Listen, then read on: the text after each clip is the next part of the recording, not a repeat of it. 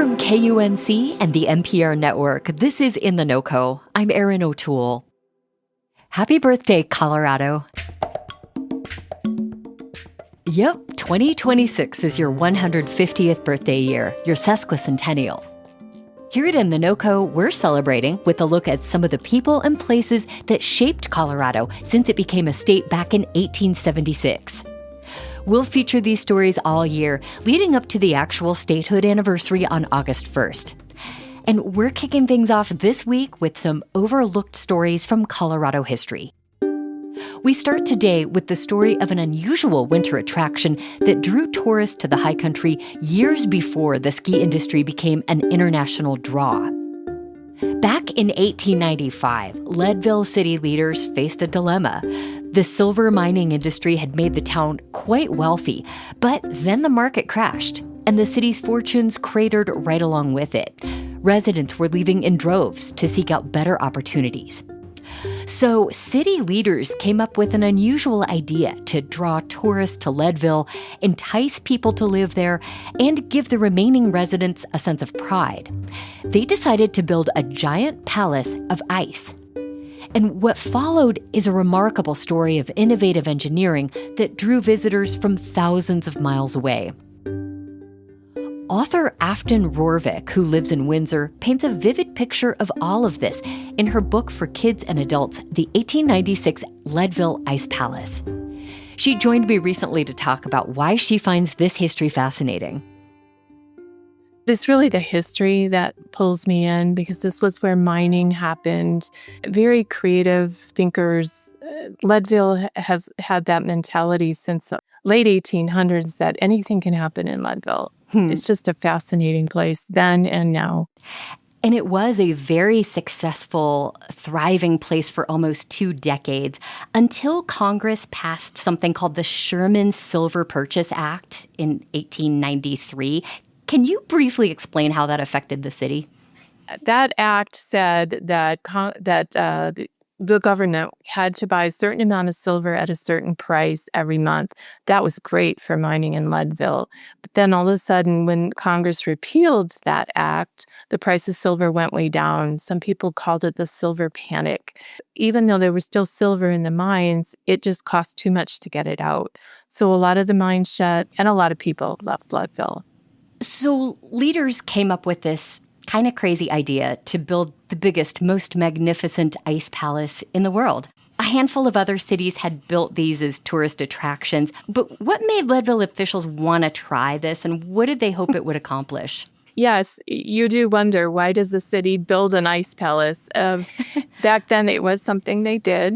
It was basically a marketing campaign. They wanted people to come back to Leadville, the people who had left. They wanted other people to come and see how wonderful Leadville was and maybe decide to live there. They also wanted to bring some jobs to Leadville since the mines had shut. So it was a pretty magnificent building campaign, a marketing campaign. And a major project, too. Yes. You write that engineers laid the first block of ice on November 25th, 1895. When it was finished a little over a month later, the ice palace was 450 feet long, 320 feet wide. The walls were 14 feet high in places. Tell me what fascinates you about how the ice palace was constructed. It really was remarkable. When you think about the tools and the equipment they had then, they did not have hydraulic lifts. They didn't have anything that we have. They lifted these huge blocks of ice that weighed 100 pounds or more, Wow. stacked them on top of each other. It was just fascinating. And they used a kind of I won't call it technology. It really has to do with boiling water. Yes. When I came across that in an article, I was quite surprised. They used boiling water to stick these blocks of ice together, and it worked. Wow. It froze them together. I find that remarkable that they figured this out. How helpful was it that most of the people working on building the ice palace were miners? I don't know. The miners loved to use dynamite, so they did help blow up the trees on the hill to create the ice palace. But they had to learn. They had to learn how to work with this slippery material, and it was a challenge. Yeah. Okay, a mixed bag, it sounds like. Yes. The Ice Palace officially opened to the public in January of 1896. What was opening day like? Opening day started with a parade. The entire city came out for this parade. Everyone dressed in their costumes. The snowshoe team had costumes from white blankets and matching socks and hats and Hmm. bands and all kinds of people in this parade. And then the whole city joined in and they walked up to Ice Palace Hill and into the Ice Palace. It was quite a day. And it was really built to be a winter entertainment center of sorts. I'm wondering what kind of festivities did visitors to the Ice Palace enjoy? Yes, the city declared it the Crystal Carnival. So it was 3 months of all sorts of events. It was costume contests, skating contests, all sorts of things. One day, the German people came and had German food and did all sorts of costumes. One day, the miners came. One day, the school children came. It was just one party after another, lots of band concerts. The idea was, let's just celebrate and let's show the world that this is a marvelous place to come and spend winter.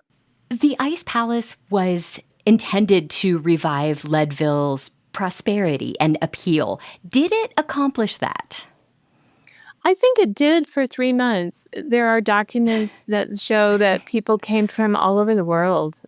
Lots of people from Europe, people all over Colorado. A lot of people talked about it. People are still talking about it. But sadly, ice melts. Yes. So it didn't last. The memory of it still, of course, lives on. I love the thought of people coming from Europe to go see this. And, it wasn't easy to get to Leadville. I mean, it's not easy today even. Yeah, they had to take a boat. They had to take trains. Even people coming up from Denver had to take a narrow gauge railroad, and they might have to get off the train and help the engineers shovel the snow off the tracks. So it was not an easy place to get to. They had to really want to go there, and a lot of people did. Eventually, everything just disappeared. It melted. The wooden frame came down. There was never another ice palace in Leadville. We have to talk about the sad ending of the Ice Palace. Yes. Of course, it melted by March. That was to be expected. But around that time, the miners in town also went on strike. What happened? Yes, the miners realized they needed to make more money, and they started striking against the mine managers. Things got so bad in Leadville, they were shooting each other in the streets, that the National Guard came in. So people forgot about the Ice Palace.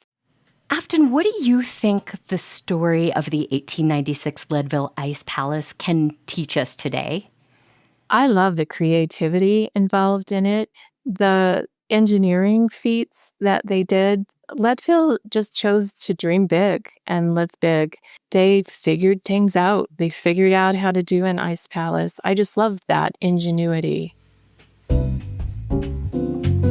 That's author Afton Rorvik, whose book for kids and adults tells the story of the 1896 Leadville Ice Palace.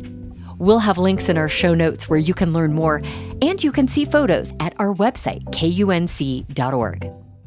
And we'll have more overlooked stories from Colorado history all this week, so stay tuned. That's it today for In The NoCo.